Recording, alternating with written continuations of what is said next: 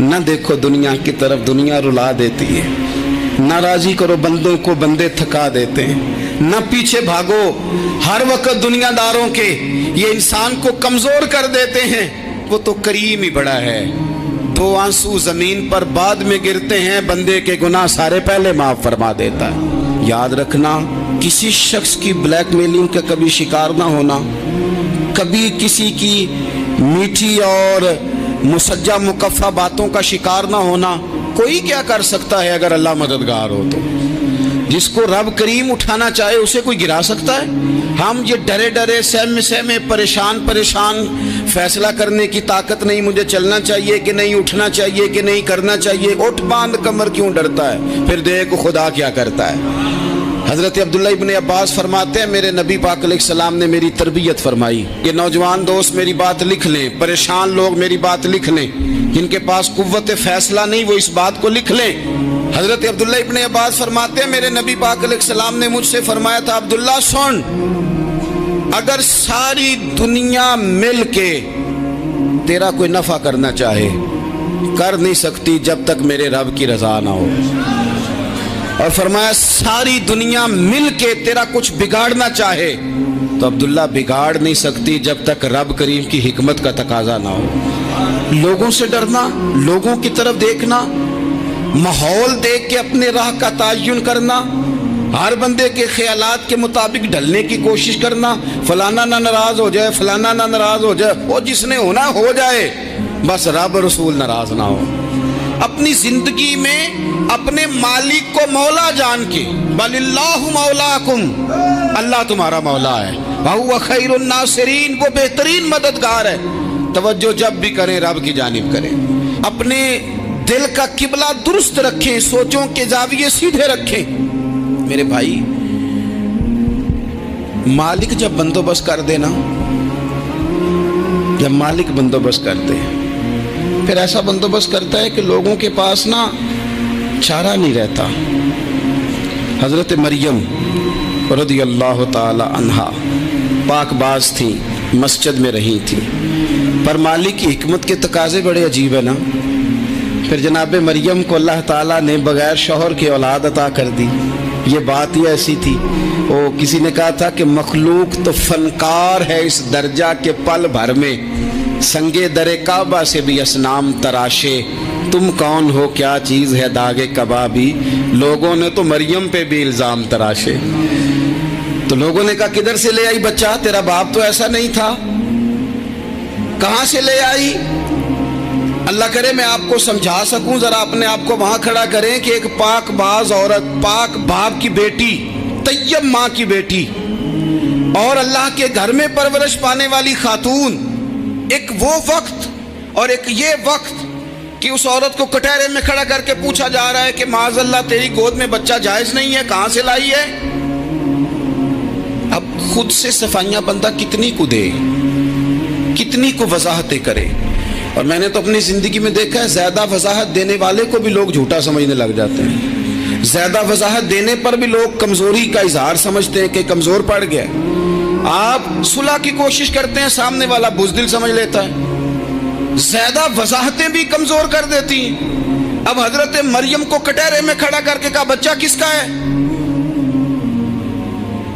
تو پھر خدا بندوبست جب کرے، اللہ جب مددگار ہو، تو پھر حضرت مریم کی گواہی درختوں سے نہیں دلوائی، اس نے پتوں سے نہیں دلوائی، پھر فرشتے نہیں بھیجے۔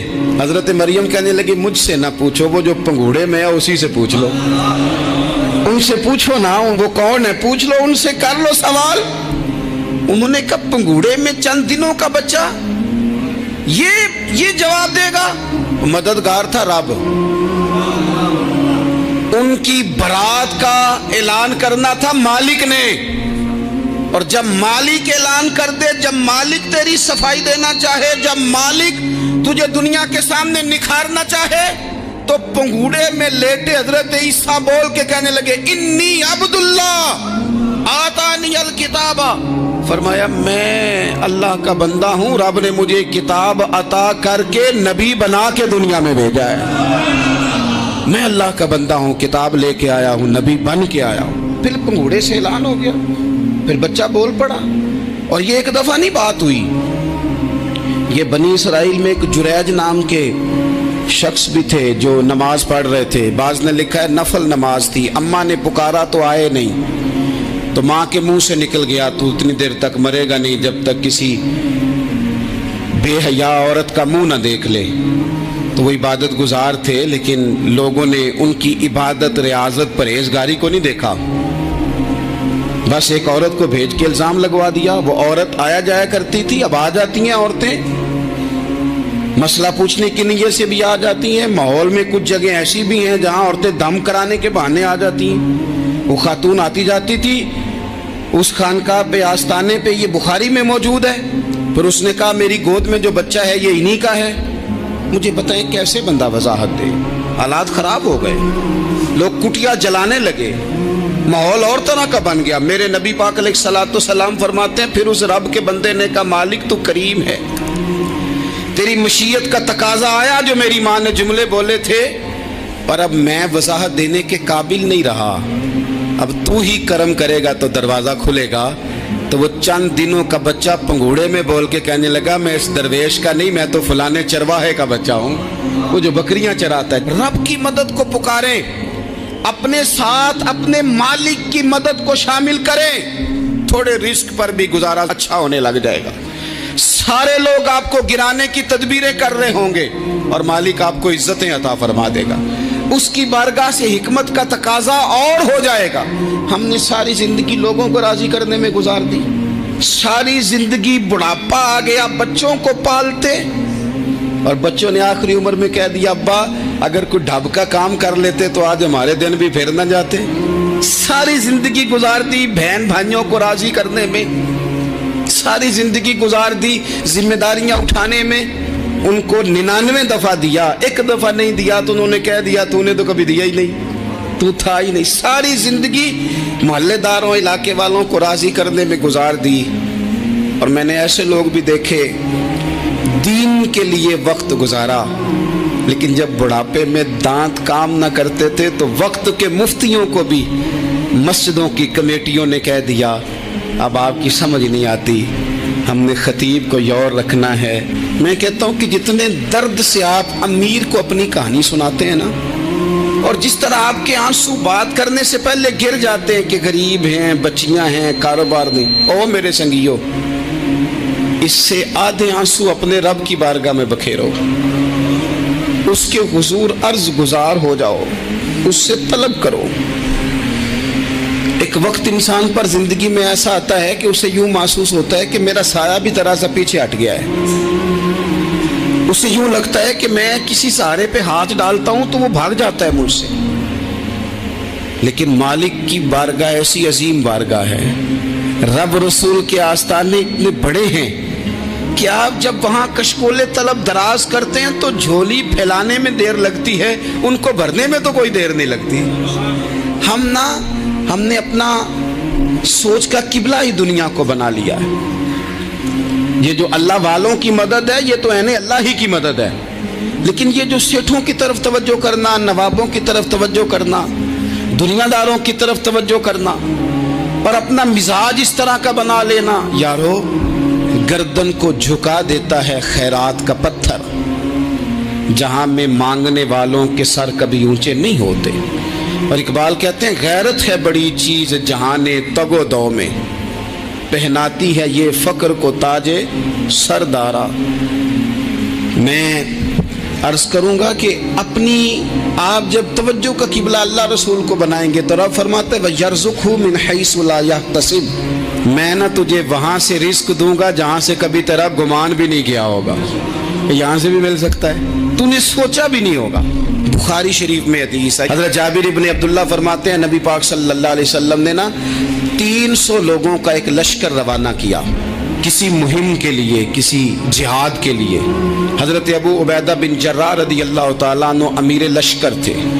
فرماتے غربت اتنی زیادہ تھی، بھوک اتنی زیادہ تھی کہ ایک ایک کھجور دن میں ایک وقت کھانے کو ملتی تھی، اور کچھ دن ایسے آئے کہ اب کھجور بھی نہیں مل رہی۔ فرماتے اتنی زیادہ بھوک لگی مجاہدین کو 300 بندہ پتے کھا کے گزارا ہونے لگے۔ یہ بخاری میں موجود ہے۔ آپ فرماتے ہیں کہ دریا کے کنارے ہمارا پڑاؤ تھا، ٹھہراؤ تھا. جب بھوک سے نڈھال ہو گئے نا، وَيَرْزُقْهُ مِنْ حَيْثُ لَا يَحْتَسِبُ، اللہ وہاں سے روزی دیتا ہے، گمان بھی نہیں ہوتا. فرماتے ہیں ایک مچھلی اللہ تعالیٰ نے دریا کے کنارے بھیجی. فرماتے ہیں وہ تھی تو مچھلی پر پہاڑ جتنی تھی. بخاری میں لفظ ہیں، حضرت جابر ابن عبداللہ رضی اللہ تعالیٰ عنہ فرماتے ہیں 300 آدمی 18 دن تک اس مچھلی کو کھاتے رہے، مچھلی ختم ہی نہیں ہوئی. مچھلیاں نہیں، مچھلی. کہتے ہیں 18 دن 300 بندہ کھاتا رہا، مچھلی ختم ہی نہیں ہوئی. اور فرماتے ہیں کہ اس کی ہڈی نکال کے، کانٹا کہیں گے آپ اپنی زبان میں، کہتے ہیں وہ نکال کے نا تو اس کو کھڑا کیا نا جب، تو اونٹ کجاوے سمیت اس کے بیچ سے گزر جاتا تھا. 2 اس کے کانٹے جوڑے. فرماتے ہیں وہ اس کا گوشت ہم کھاتے تھے اور اس کی چربی بطور تیل کے ہم جسموں پہ ملتے تھے. بیماروں کو اس سے سکون آتا تھا، تندرستی، شفا ہوتی تھی. فرماتے ہیں ہم کھایا بھی ہم نے اور کچھ لے کے ہم مدینے بھی گئے، اور قربان جائیں نبی پاک نے بھی اس میں سے کھایا. ہم نے عرض کی حضور یہ معمہ کیا ہے، یہ ماجرا کیا ہے؟ تو محبوب نے فرمایا تمہارے پاس غذا نہیں تھی، رب نے تمہارے لیے بندوبست کیا ہے، اللہ نے تمہیں دیا ہے. مکان شروع کر لیا، ایک صاحب نے وہ مکان بنانے لگے. آپ وہ حساب لگا رہے ہیں، کہتے ہیں میرے پاس اتنے پیسے ہیں، اتنے میں نے فلانے دوست سے کہنا ہے اس نے دے دینے، اتنے فلانے رشتہ دار سے کہنا ہے اس نے دے دینے، اتنے فلانے سے کہنا ہے اس نے دے دینے. یہ ساری کاپی بنا کے مکان شروع کر لیا. جو روز کہتا تھا نا کوئی حکم ہو جاتے 10 سب سے